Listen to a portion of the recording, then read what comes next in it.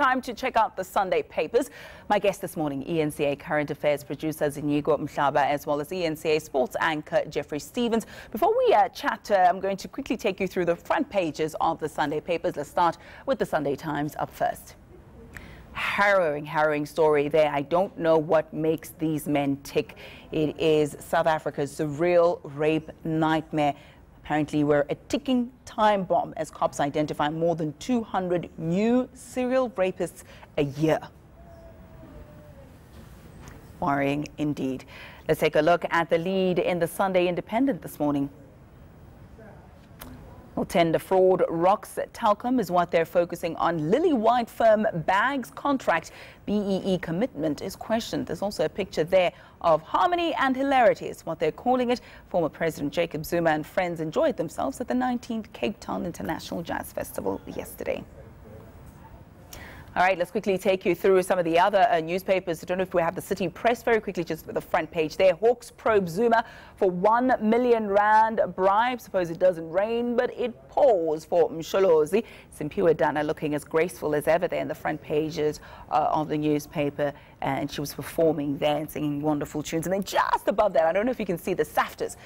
Definitely one to talk about. There's also a picture of Tuso there in her beautiful attire at the SAFTAs. But their main story this morning there, Jatla demands millions. TV star in feud with mining company over money that they are feuding over, as you can imagine. That is the Sunday World for you. Let's get back to the newspapers. The Sunday Sun for you this morning. The rapper left high and dry. Questa's shock.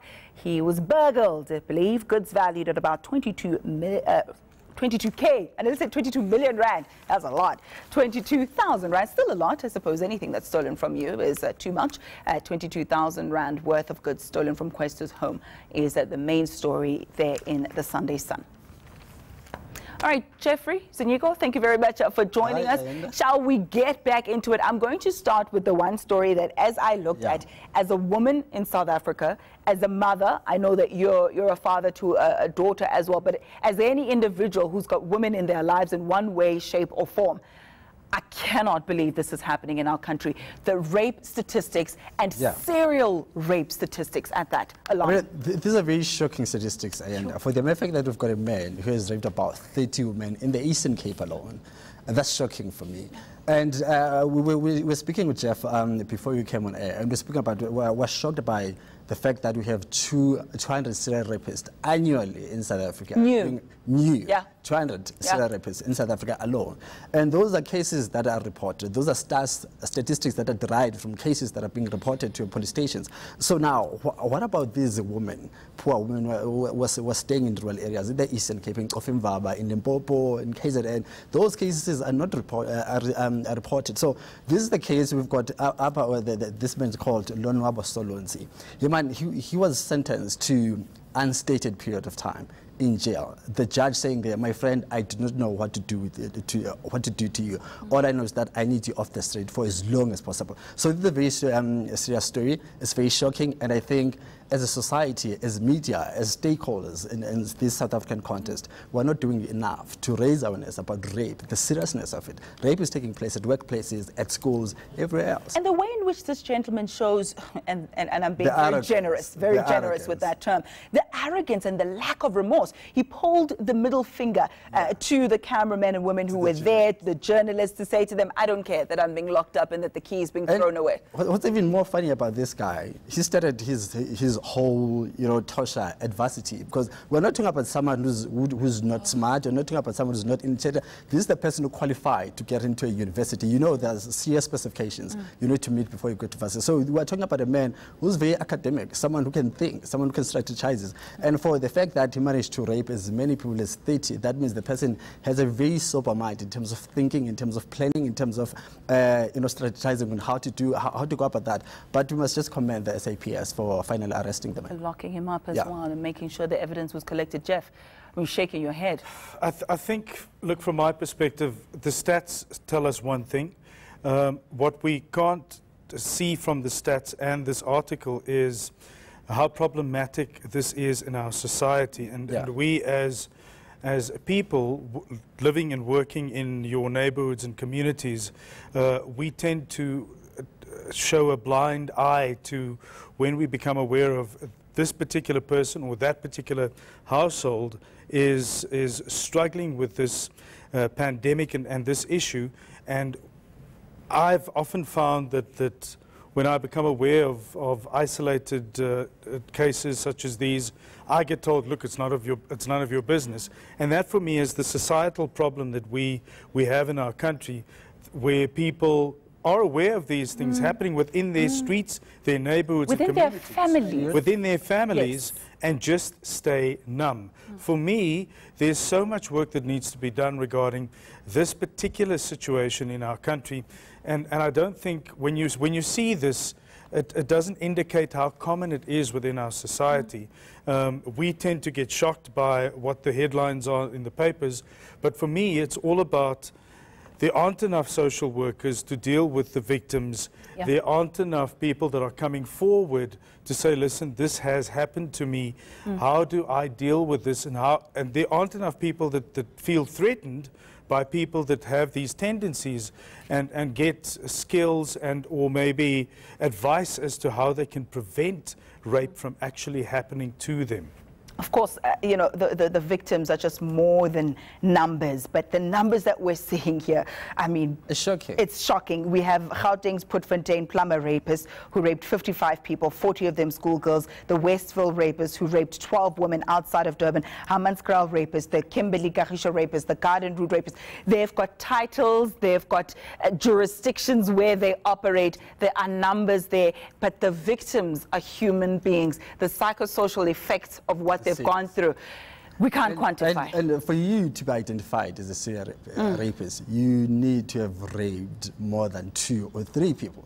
So if you are saying, Ayanda, we've got 200 serious rapists in South Africa, you need to multiply that and try to divide that and try now to analyze, if we've got 200 serious rapists in South Africa, how many women have been affected? How many people get raped in South Africa? And we're talking about rape that's taking place at universities, we're talking about rape that's taking place in our own communities. As my colleague Jeff said, that we don't talk about these issues. You'll find that there's a man at my own street who's raping men.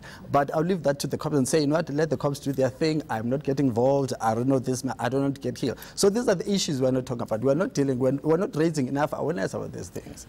Something else that we definitely need to raise awareness about wherever we find it, in whichever way it manifests, is the issue of corruption. That is a serious scourge as well. 1 or 2 of the newspapers are talking about it. I think the Independent in particular, tender fraud, rocks Telkom.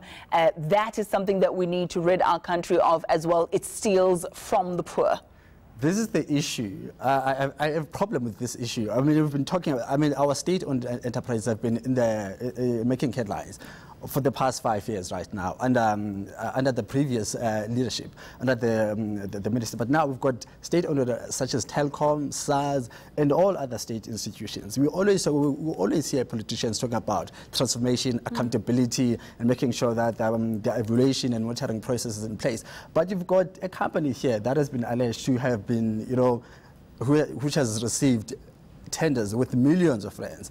And workers are saying, how did this company get so much money? How did it get the tender if it does not meet the BE requirements? And now, for you to be able to get away with such a serious corrupt act, you need to have friends with high people. And now, we always talk about having issues and leadership. We always focus on the chairperson at the board level, but we're not talking about the leadership at the managerial level where decisions are being taken, because the board is not our tenders, it's the managers that are our tenders. So if we want to talk about transformation, why are we not focusing at the management level where Jeff as a CEO, Jeff as an MD, Jeff as a financial person will make a decision? How do we monitor and how do we make sure that this management operations crew is held to account? So for me, this is a very shocking issue, but it's very typical. But we're hoping that under the new leadership of Mr. Godani, we'll be able to, to get rid of all these acts. But for me, it's been all talks. We are not doing enough.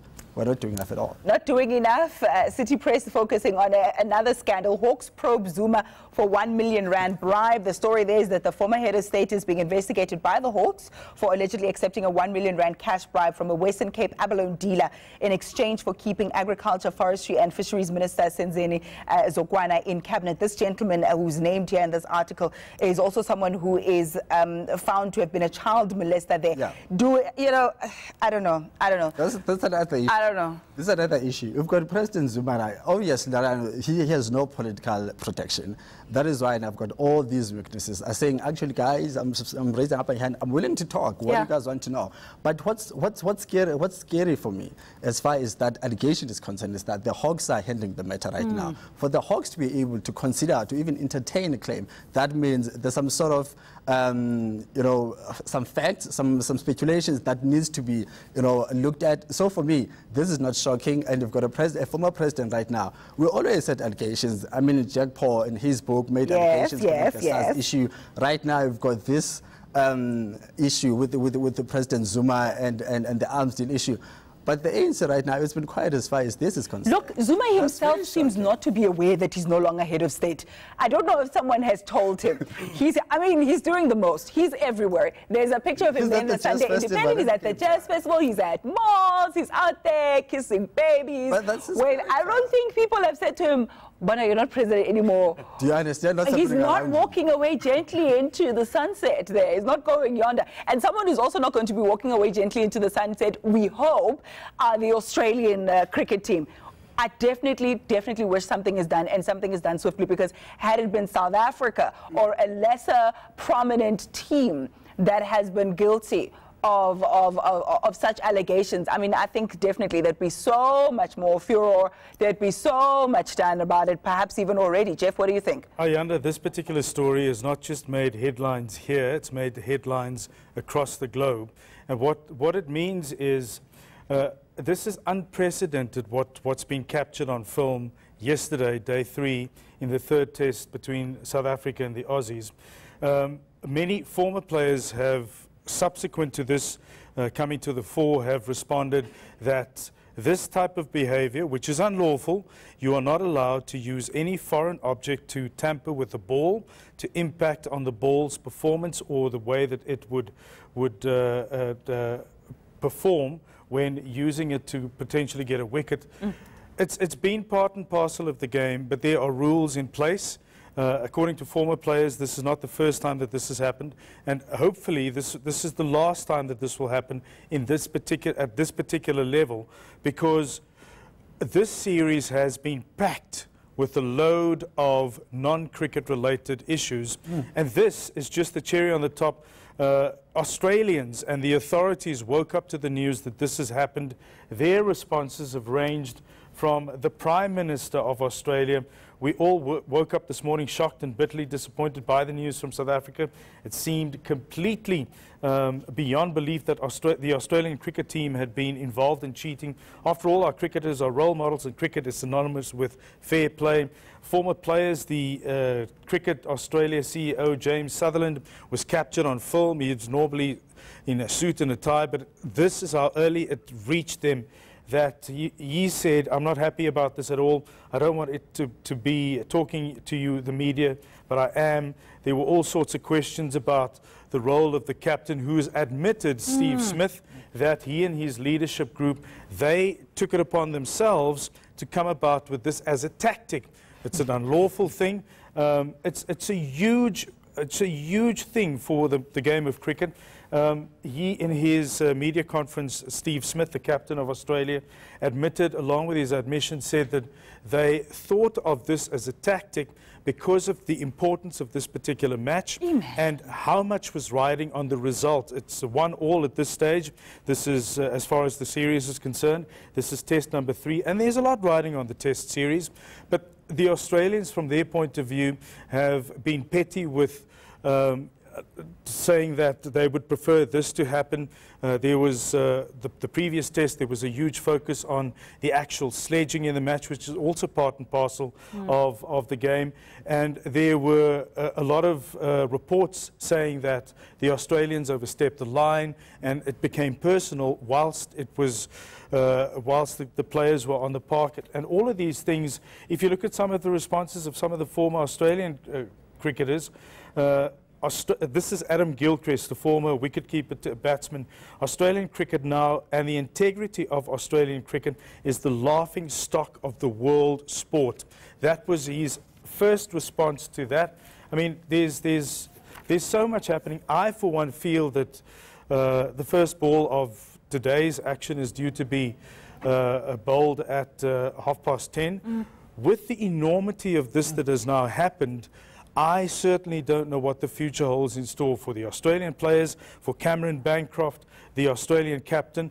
The Australian media this morning, in their reports and dealing with Cricket Australia, have suggested to their CEO, James Sutherland, are you going to allow Steve Smith to continue as captain?